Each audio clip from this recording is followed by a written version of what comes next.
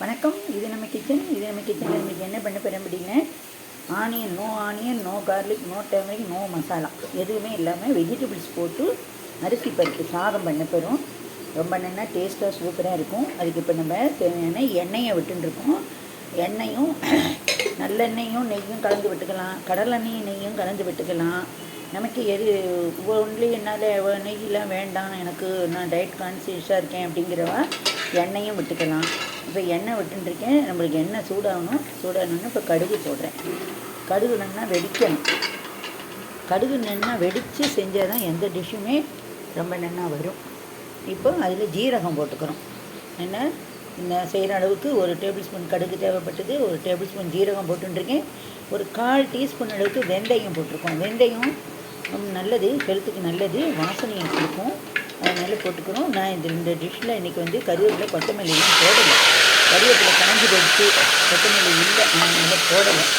இப்போ தக்காளி நல்லா போட்டு தக்காளி நல்லா குழவா அரை அளவுக்கு மசிகிற அளவுக்கு நல்லா வதக்கணும். இந்த டிஷ்ஷில் எல்லா காயும் அரைப்பதம் அளவுக்கு நல்லா வதக்கணும். சும்மா சாதாரணமாக எண்ணெயில் போட்டு பரட்டிட்டு அதுக்கப்புறம் அந்தமாரி பண்ணுறதை விட நல்லா இந்த போட்ட காய்கறிகள் எல்லாம் வதங்கி ஒரு 3/4 பதம் அரை பதத்துக்கு தாராளமாக வதங்கலாம்.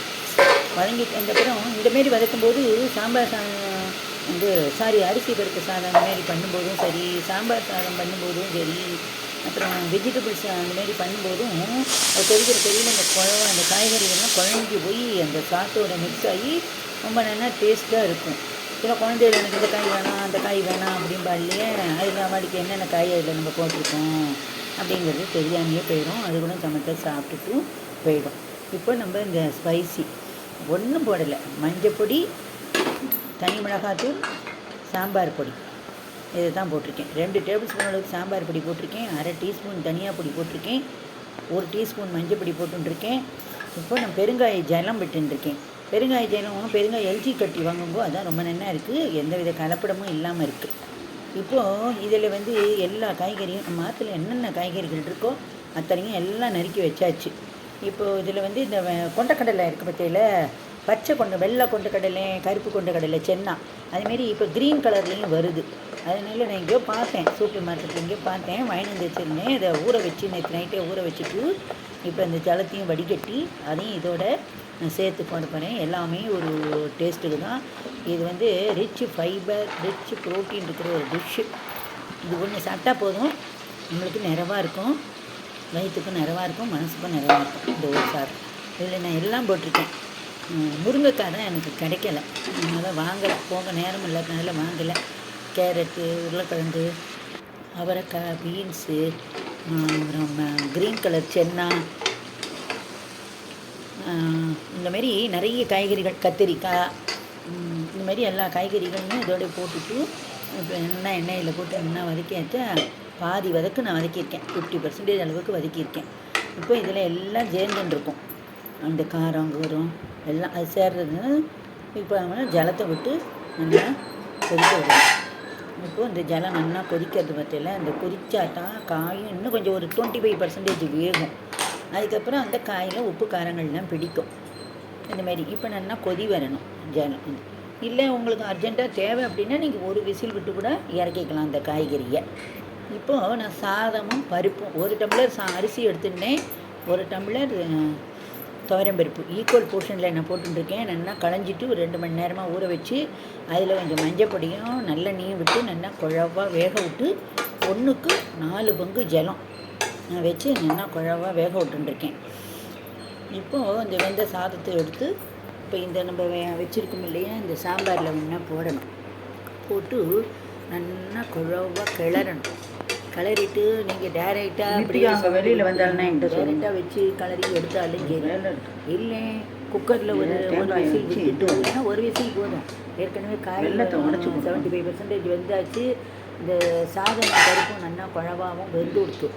அதனால் அதுக்கு மேலே விட்டுட்டீங்கன்னா அடி பிடிக்க ஆரம்பிச்சிடும்.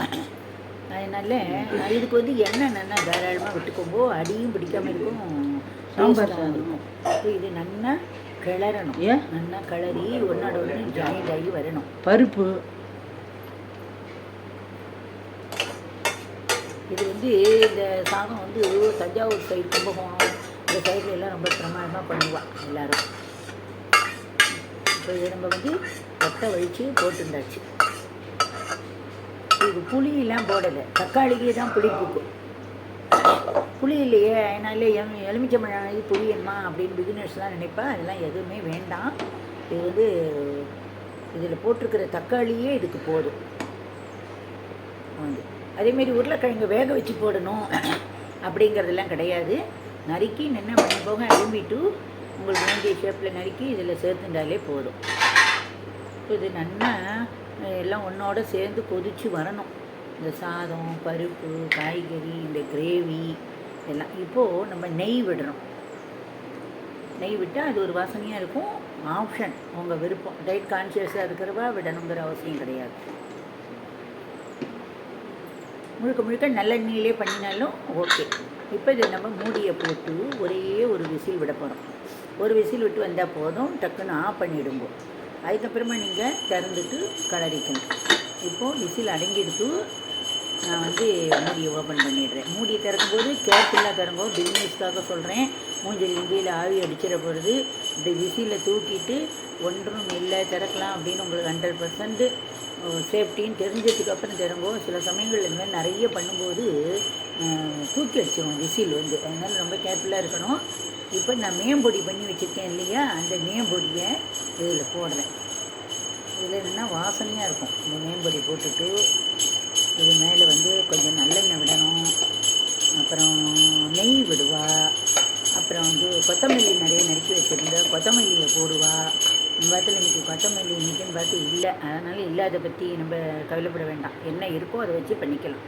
இப்போ மறுபடியும் கொஞ்சம் நெய்யை விட்டுட்டு, நெய் வந்து இந்த சூட்லேயே நல்லா உருகிடும். அதேமாரி இந்த பொடியும் சில பேர் என்ன பண்ணுவேன், பொடி வந்து கலரி விட்டால் கட்டி தட்டி போய்டுறது அப்படிங்கிறதுக்காக கொஞ்சமாக ஜலத்தை ஒரு அரை கரண்டி ஜலத்தை விட்டு இந்த பொடியை நல்லா கரைச்சி விட்டு கூட கிளறலாம். ஈவனாக வந்துடும். ஒன்றும் ஒரு பக்கம் பொடி திட்டு திட்டாக இருக்கும் அப்படிங்கிற டவுட்டுக்கே வழி இல்லை. இப்போ இந்த நெய் இதை உருகி இந்த பொடி இதெல்லாம் ஒன்று சேர்ந்து கலந்து வர வரைக்கும் நல்லா கிளறி விடணும். இப்படி கிளறும்போது எல்லாம் வந்து கட்டி தட்டி இருக்கிறதெல்லாம் அந்த பொடி போட்டோம் இல்லையா, மேம்பொடி, இந்த கட்டி முட்டி இருக்கிறதெல்லாம் அதோட இன்னும் கரைஞ்சி போயிடும். இப்போது நல்லா மூடியை போட்டுட்டோம். நல்லா மூடி வச்சுருந்தோம்னா நல்லா இருக்கும்.